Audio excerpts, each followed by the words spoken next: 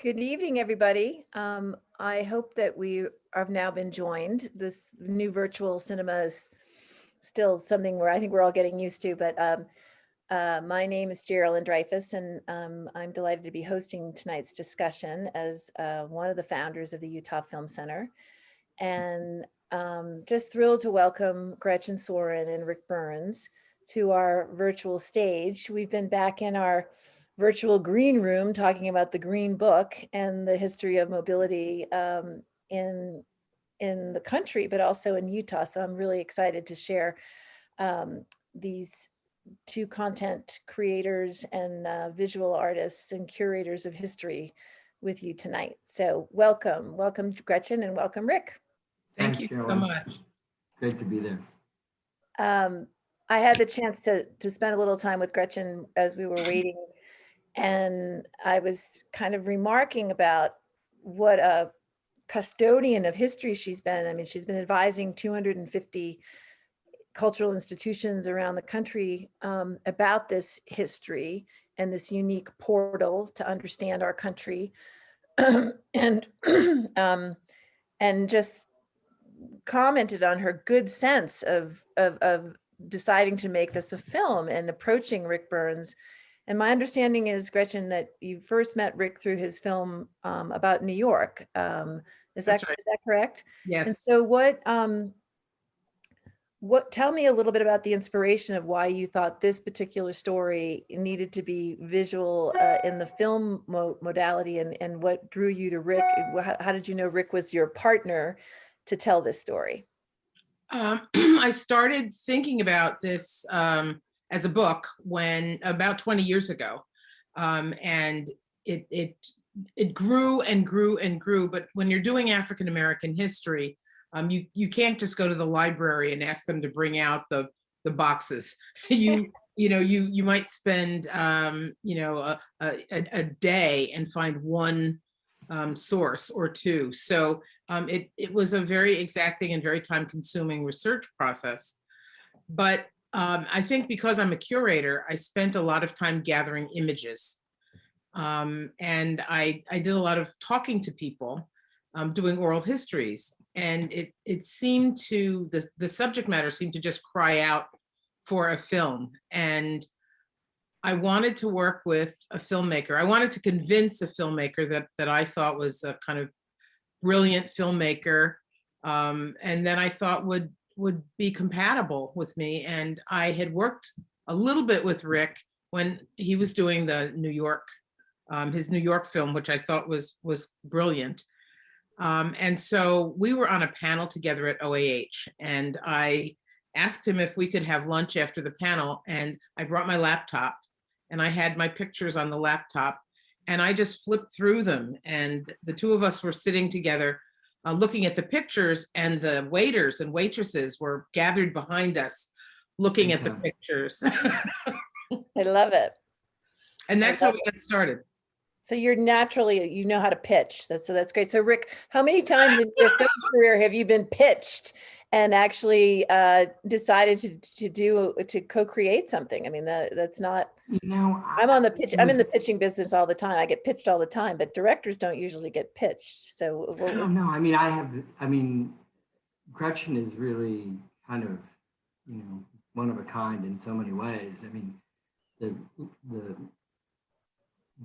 skill set she brings is really amazing. A historian, but this kind of material historian who is, as she was saying, is so familiar with the imagery and also familiar with, the way in which a curated construction has to have a narrative as well. So she's deeply involved in storytelling, as in addition to being a historian and powerfully visual. She's also, there's something very commanding about Geralyn, which I love about her. And, she basically said, she said, look, Ric, this is going to be your next film project. I said, okay. And, it took like zero convincing. I just the delight of working with you, Gretchen, on any topic. But then this one is just, when we began a number of years ago, kind of, before a lot of the more explosive things had begun over the last few years.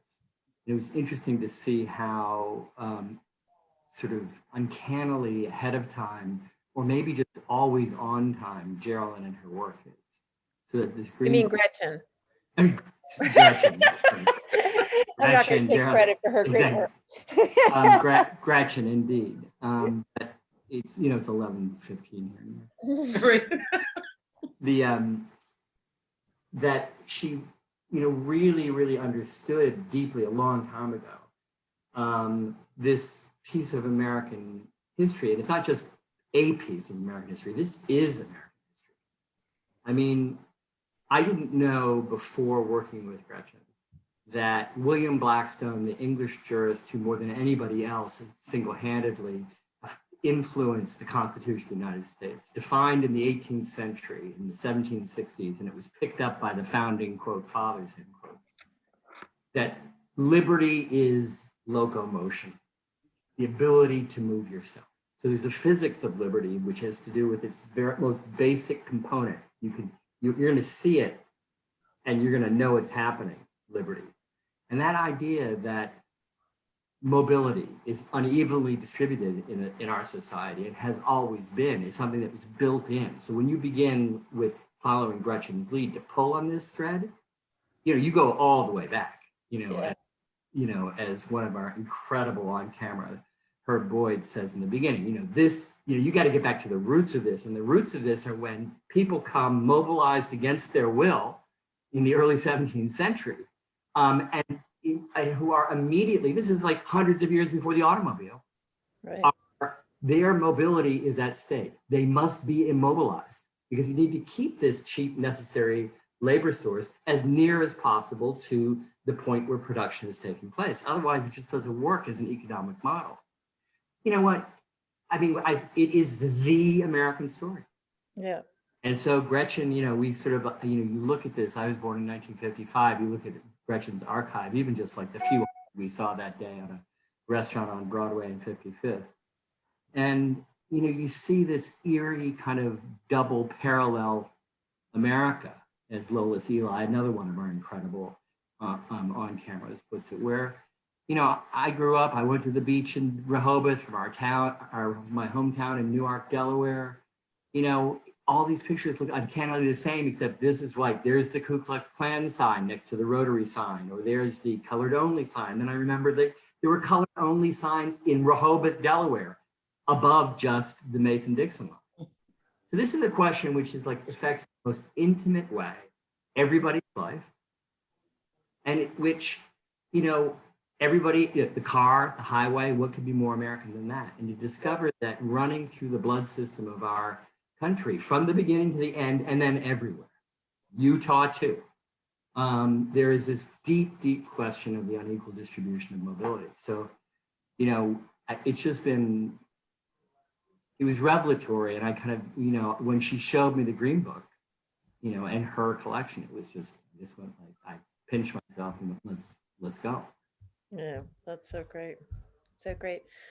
And Gretchen, I mean, I think that the way that you unpack this historically from slavery on up, you know, to the passes, the artifacts, the permission that people needed to actually, you know, to be transported to the property of another, to just, you know, the whole construction around why the car became a safe, not just a sacred, not just a luxury, but a safe place, that people couldn't get mortgages, but they could buy a car, you know, that how capitalism played into it. And I'm just wondering if you want to share any stories. I love the stories that you've shared about Esso gas station and their decision, which must have been so radical at the time to not have segregated bathrooms, and you know, that they saw a market for African-American travelers. Where were those sort of unintended, probably they probably weren't out of benevolence. They sort of like they made sense in some way. What are some of the You know, other I think a lot of it had to do with the fact that the Rockefellers were very devout Baptists. and they owned Standard Oil. And it was, and they, not only, they infused Standard Oil with this very benevolent approach to business. And even though they wanted to make a lot of money, they saw this as enlightened self-interest. They could make a lot of money by allowing African Americans, who are a growing market and a growing part of the middle class, to use their bathrooms. And that made a lot of sense from a business perspective, but also from a moral perspective. Yeah. And that was, I really believe that the Rockefeller family, was behind the Esso gasoline, and the reason that African Americans end up buying Esso gasoline, which is now Exxon. They were, the Rockefellers, even after Standard Oil was broken up, they continued to be heavily involved in the corporation. Yeah, that's so fascinating. And maybe since we are in the midst of, right now, I think there's like this big, huge renaissance of films that are looking at and looking back from civil rights. I mean, I just came out of Sundance and looked at The Summer of Soul and films and footage in sort of the 1968, 1969 era, and talk about the role of the automobile in civil rights and sort of the interstate regulations, and what really gave us the Civil Rights Act. As much as we'd love to think it was people having a change of hearts and protests, but talk a little bit about the role of yeah, I think you couldn't have had the civil rights movement without the automobile. It just wouldn't work. People used the automobile to register voters. If you were traveling through an entire county or an entire state and registering voters, you had to have a car. If you were like Medgar Evers and you were the NAACP field secretary and you had to go to the site of lynchings or the site of church bombings, you had to have an automobile.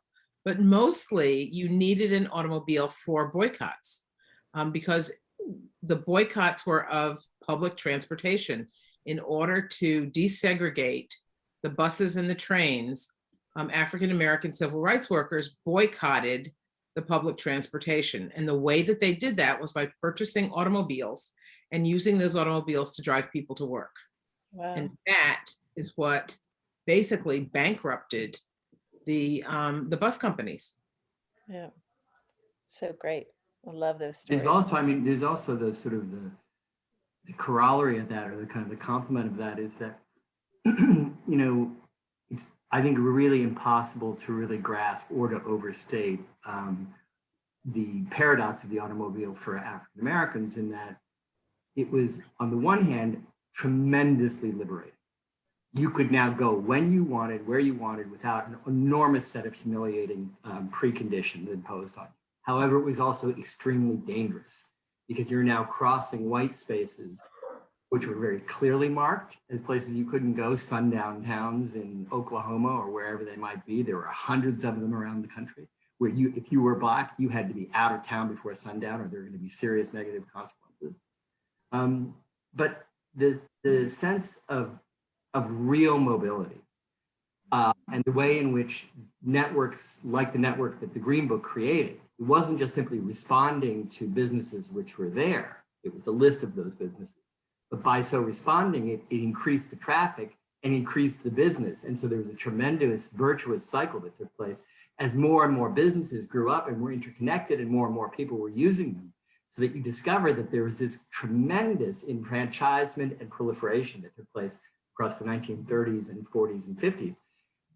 The number of Black people who were able to move like that before the automobile, you would be shocked to discover how tremendously, in a country dedicated to liberty, and since the Civil War, at least willing in name to extend that to all people, how tremendously nailed down people of color were, and how therefore uprooting and liberating it was to be in the automobile. And that was part of the civil rights movement as well. Just a sense of like, wait a minute, we're going to the goddamn Grand Canyon.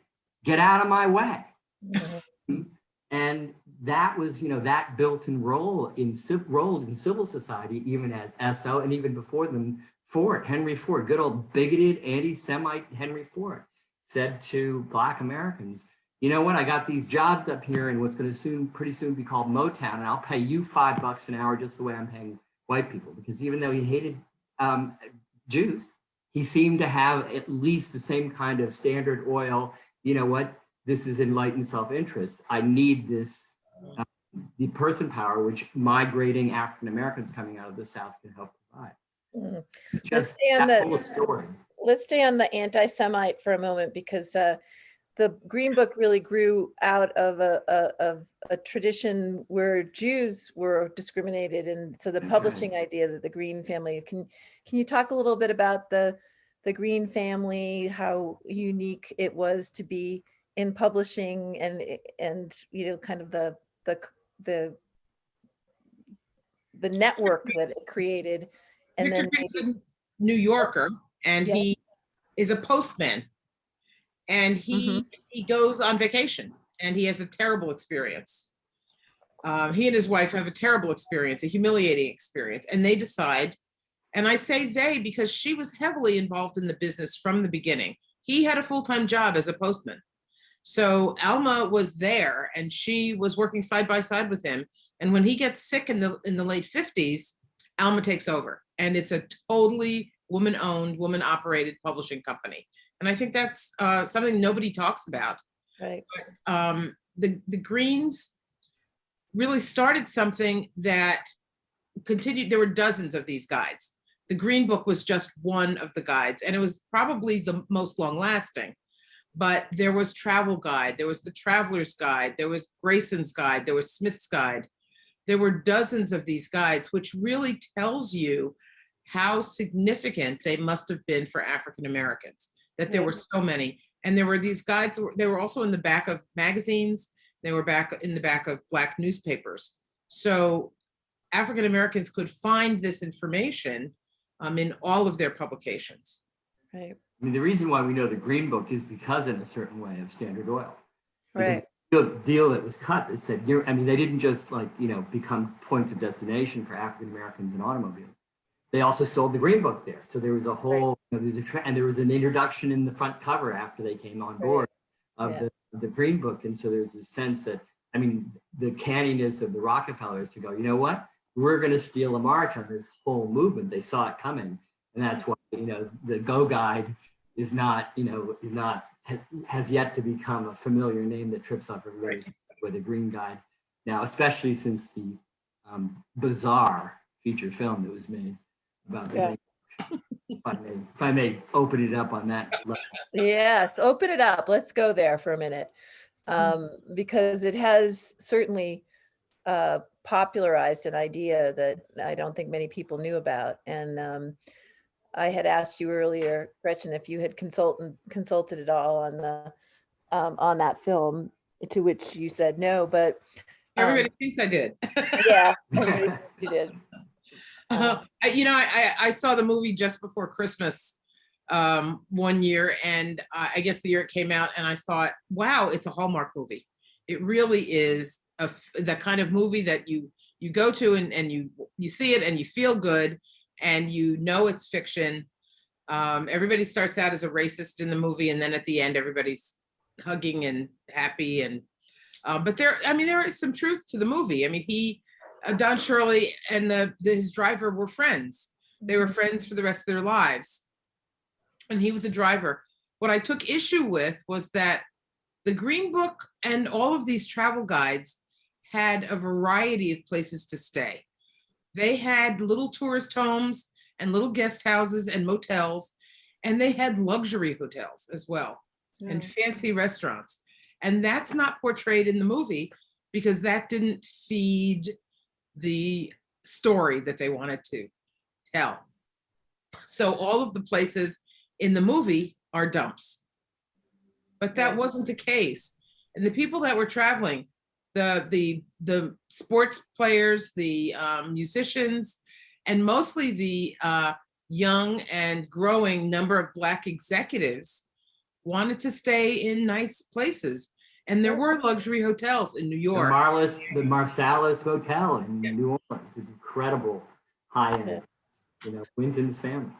Yeah, and if you wouldn't mind sharing a little bit with our audience, the Utah Green Book. It's so great that you have all these green books, and maybe give us a couple of examples of places where. Well, Rick, what year do you have?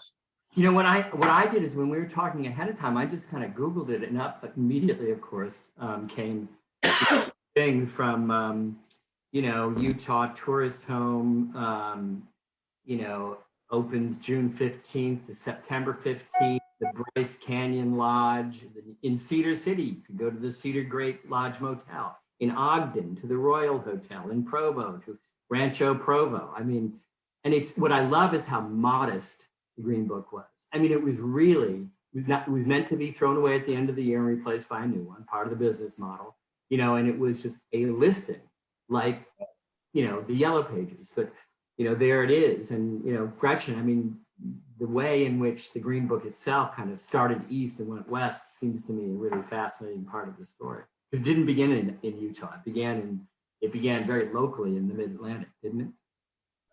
And I have a facsimile of the earliest one of the 1940. It's not the earliest, but it's pretty early. And there was only one place in Utah, and it was in Salt Lake City. It's called the New Hotel, and it says, the newest and best hotel west of Chicago and east of Los Angeles. So Salt Lake City, it's on 250 West South Temple. Ah. And in 1940, a room was 50 cents and 75 cents per day, $4 per week and up. I love it. That's incredible. I love it. That's like a real New Yorker's view of the West. West of Chicago and east of LA. Oh, Bill, I know. That's very funny. We're getting lots of love in the chat room. Mostly thanking you, Robin, and a number of people have thanked you for such a brilliant and important film, and how and why it needs to be required viewing for everyone. And then there's some questions on the festival life of the film. I mean, obviously it's already been broadcast in on PBS, but I mean, is the film literally, in this time of COVID, is the film traveling? Is I know you had exhibitions, but is it accompanying and traveling, or do you have plans for it to travel? That's a great question. It is a great question. I mean, we finished it in a rush. We didn't know that we were going to finish it for last year, which we did, until suddenly the events of last year, George Floyd's murder in May, and the subsequent movement that began around that and continues to this day. Suddenly PBS was saying, we want this fall. We want this, between Labor Day and the election. And so suddenly we had a broadcast date of October 13th. So it was broadcast on PBS then. It'll be broadcast again on Friday the 19th of this month nationally. But what that meant, Geralyn, was that we kind of lost the window of festivals. But it's screened in a remarkable number of places, not in festival circumstances, but in sort of panel and, very, like this kind of venue. And I've been really pleased with that. And I think that, I'm hopeful that at some point, that weird thing that you know so well, Geralyn, which is like, if it's broadcast, it can no longer go out in the festival circuit. Why? Yeah. Who cares? People watch it the way they watch it. And so I'm really hopeful, and the reason why I feel that there may be hope for a kind of post-broadcast on the road experience for this movie is that, God bless them, General Motors, after they saw the movie, they were a corporate sponsor, they saw the movie, and they said, we'd like to sponsor this after it was already made. I mean, usually you're down on your hands and knees begging, in this case, they came to us, and I think Gretchen's work just sort of speaks for itself. And they really, really liked it. So they've now come on sort of, ex post facto as the corporate sponsor. And they'll be the corporate sponsor for this month's broadcast, but also, it'll be shown at the New York Historical Society. And I hope that there's a way in which you can kind of find a life, because it's real and Gretchen, you can speak to this. It's kind of amazing when we're able to be there with people, Yeah, of course. this film from the earliest days when it was just almost raw footage. It's, as the Brits would say, it's gobsmacking. Yeah. It really stops you in your tracks. It's so familiar, and it sheds so much light, and you hadn't ever quite seen it that way. And we've had some really amazing times, Gretchen, haven't we? Absolutely. And I think it has resonance for people who are both Black and white. It's not, it's an American story, and everybody understands the experience of driving. We are a nation of drivers. We're not a nation of public transportation takers. And I think for that reason, it really resonates with people. And very often, Rick and I have been out on the road talking about this film even before the COVID hit. And people feel the need to testify, to tell us their stories. Right. And I think that's wonderful, and it's because it has resonance, the idea of going on the family vacation, of bringing your Coleman cooler, of getting in your car with your, and going to some museum or some historic site. That experience is kind of a universal American experience. And it's also COVID safe. I mean, I think about all the people that this summer were traveling by car and not because they couldn't travel otherwise, or the national parks. I know Utah, even though we were deluged because the national parks, when people renting RVs and getting on the road, and you could do that in your own little bubble. So it's very true. What about Rick? I know you're working on your next project that you're doing is on Dante's Inferno, right? Is that how's that going, and where are you with that? We're in mid-edit, and we'll have it done this year, and it'll be broadcast this year. It's really, like every project, like the Driving While Black project, was sort of transformed by circumstances, sort of overtaken by circumstances. Every project that I've worked on, every project everybody I know has worked on, has been overtaken by the circumstances of the last year. So Dante, right. I know he's supposed to be important. Dante's writing 700 years ago because the world is fucking going to hell in a handbasket. Every institution, the church, the state, the corruption is running rampant, and the society is falling apart in front of him. And he writes this thing because he is determined to heal the world. Well, it's one thing to read Dante because you have to, in your lit hum class. It's another thing to realize that he was writing, the famous story, an exile who, was clotheslined by his own society and spent the second half of his life kind of, a pauper, with his hat hung out for to be taken care of. And this, so that I've just found in that film, as with Driving While Black, it somehow resonates in this scarier and more meaningful way. Yeah. Because it's just, there's no escaping the reality of the world that he's talking about then or now. It seems like he wrote it today. Yeah. I'm familiar with, I think, most of your work, and I'm trying to think, is there anything else that you've done that's not been an American story? Is this your first departure? Are you going back to touchstones or to I think it is. I am in one sense going back to nerd, literature studies, sort of English. So there's that. But there's one thing that I think is really changing, I hope now, about the American funding system for films, especially documentary film, is that it's extremely parochial. Mm-hmm. The National Endowment for the Humanities, PBS, this is where I live, has this tremendous onshore bias. Right. And so much, but last time I checked, we lived in the world, and not just in some little squeezed in continent between Los Angeles and New York. And I think that's really beginning to change. And I think for public television, it sure as hell better get worldly. In a way, and get worldly fast. So I feel that, the Dante thing is really is a departure, partly because, I'm just like a I follow, me, Geralyn, I follow the money. Um, and But how's that working out for you, Rick? oh yeah, it's funny you should ask, Jer. But we're doing the film as a kind of, a 21st century version of Dante. Right. He was an extraterritorial creature writing in the vernacular. If you were writing the Divine Comedy now, I'm sorry, Italians, and you wanted to write in a vernacular language that everybody could understand, you'd probably write it in English. And Dante wrote in the vernacular so that everyone could understand it, so that women, even high-born women, could have it recited. They wouldn't have known how to understand it in Latin, because even if you were like a noblewoman, you didn't know Latin. And so there's this sense in which long before he was exiled, there was something centrifugal and extraterritorial about Dante, which is why I'm at Broadway and 110th Street here. You go down, every major cross street on Broadway has a major Italian figure. Verdi Square at 72nd Street. Nobody even notices.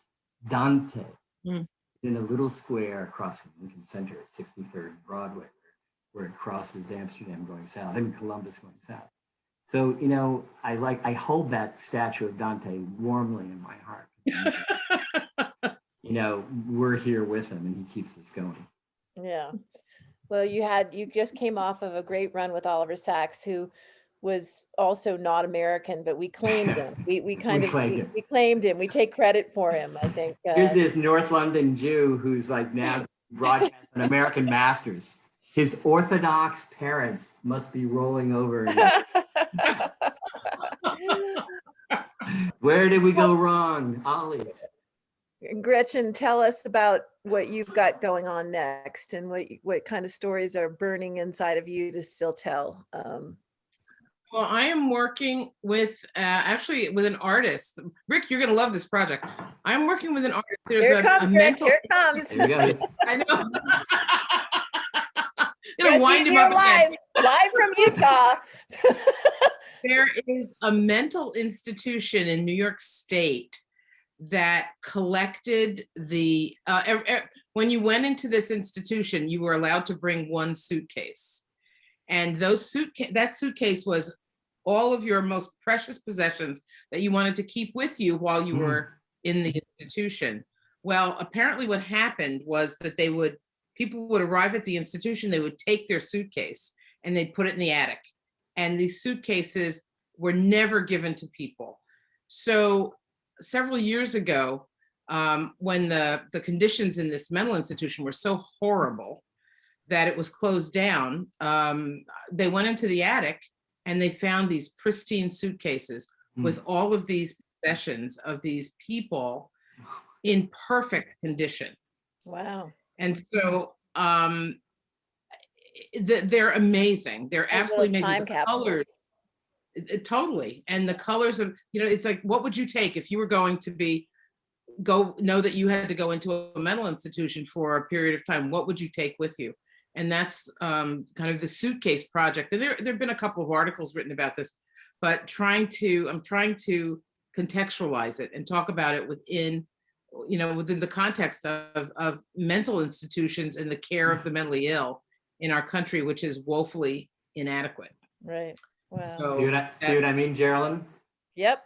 Ahead of your time. Ahead of your time. That's right. Once again, there's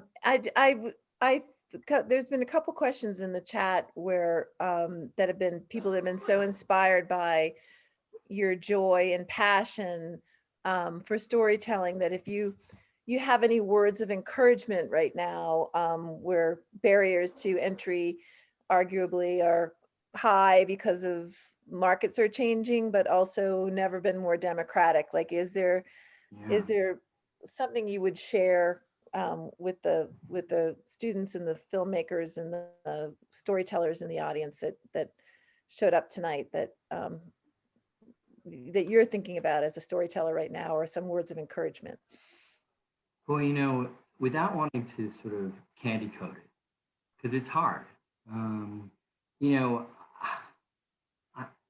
the joy of immersing yourself in a project, fiction or nonfiction, getting to know as much as you can about it, narrativizing it, finding some way so that it kind of goes at 24 or 30 frames a second through a gate, irreversibly, and therefore carries people in this kind of river of light and shadow and sound, and that it's humiliatingly difficult to make 10 seconds of that work, but when it does, it's like it's electrifying. And so I have found it, like I am convinced I am the most immature 66-year-old you've ever met. And I'd like to blame it on my profession because it is so, hard as it is, there's so much joy in look what you get to find out about and whom you get to meet.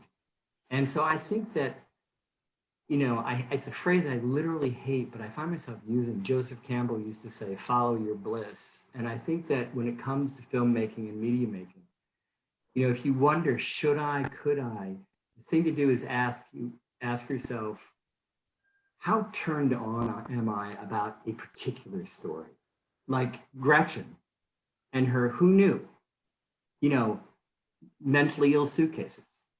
Bang, there it is, something's coming out of that. And, to then, if you bond with it strongly, that is the most important startup capital you need. And I don't mean that lightly, that if you have that bond and you have that interest and you go, you know what, there's something here, that's the first version in a very inchoate but very real form of the film you're going to be making. And then you're going to be digging it out of yourself and out of the world that you're exploring at the same time. And you know what? You're the boss. I mean, they're huge constraints, but like what Gretchen does.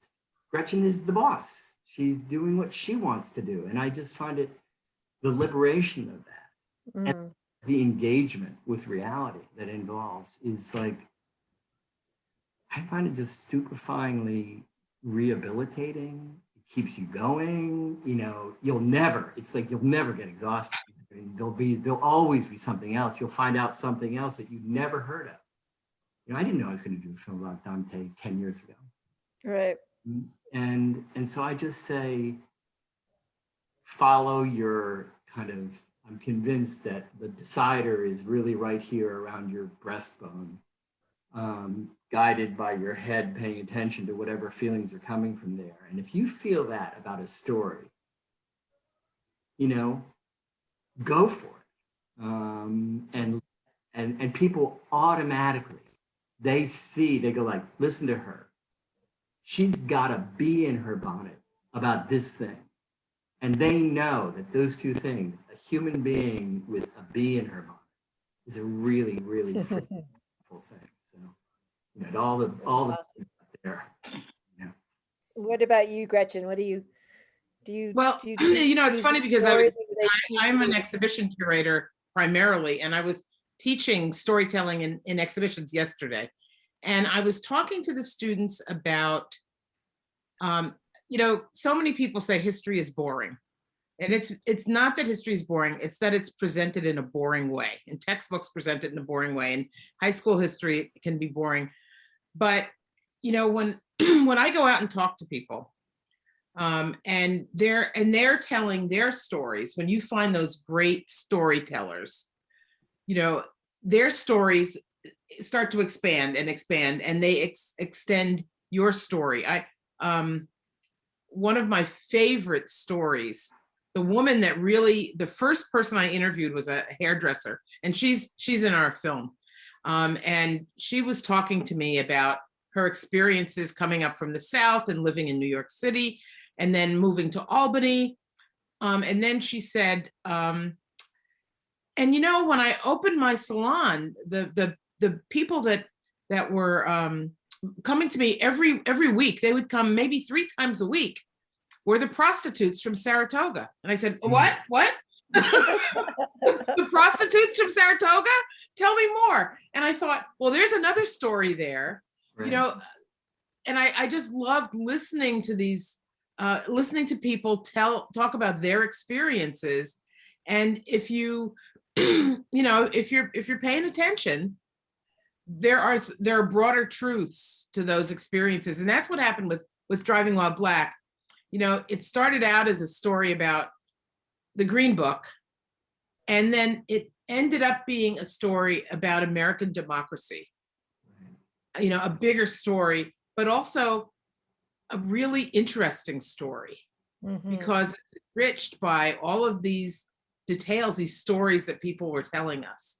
And for me, that as a historian, that's the most gratifying part of it, that we were able to tell this really important story by weaving together all of these stories of these individual Americans. I mean, I think that is just, you know, Rick, he's masterful. He is. I don't want it to go to his head, but Well, it seems Hope we like can you guys avoid- you're a great team. I hope you lure him in on some other great ideas. God, I do feel that way, you know. Yeah. Geralyn, it's just listening to Gretchen. It's really, I was just thinking about that, this incredible thing, like everything has such amazing specificity, you know, the hairdresser that she knows and the friend and from, but then it has this tremendous interconnectedness. Right. So the story that it's like rock solid, it's just kind of as just basic as a lodge called Winks Lodge in the Rockies, not too far from Denver, you know, which has been in an African-American family for generations now. And then to understand that that was on the Green Book route. And so there's this whole way in which is a kind of an e pluribus unum out of a whole entirely unknown heretofore to most of us array of people and places and events and activities that makes so much sense about the country. So you know, she's up to something again. It's going to be, I think we have to talk about this project of, there's something haunting. Absolutely. Holy moly. I'm talking about the suitcases. I know. It's such a visual. You can imagine the visual and the styles and everything. That's it's right. so great, the time capsules. Well, thank you. It's been such a delight to share this evening and this conversation. I know it's really late for you, so I just want to thank you for your time and your beautiful work. And just to make sure that we do one more shout out for the audience. It's February 19th. It's airing again. February 19th on PBS. Yep. On PBS. And then check local listings, but yeah. And then and one of the great things about public television is that the film will be there and available That's online with all the outreach guides, and so those of you who want to share it, you can do that, because we live in a country that supports public broadcasting. Not enough, but it's there. It's there. So, you know, utilize it. And thank you so much. Thank you, Gretchen, for your passion in bringing this history alive and bringing it to Rick and making this a film. I mean, it's really, it's a beautiful. Thank you for having us. Yeah, no, really. it was just a pleasure. Huge treat, Geralyn. Thank you, and to Josh as well. Yes, and thank you for those of you that are with us. We've done a couple of films with Rick with our fiscal sponsorship program, and hope to do more. So don't be afraid to bring us Dante Yeah. when you're done. You got it. Okay. Okay. All right. Thank you, everybody. Thank you. Have a great night. Be safe. Cheers. Bye-bye. Thanks, Bye. Geralyn.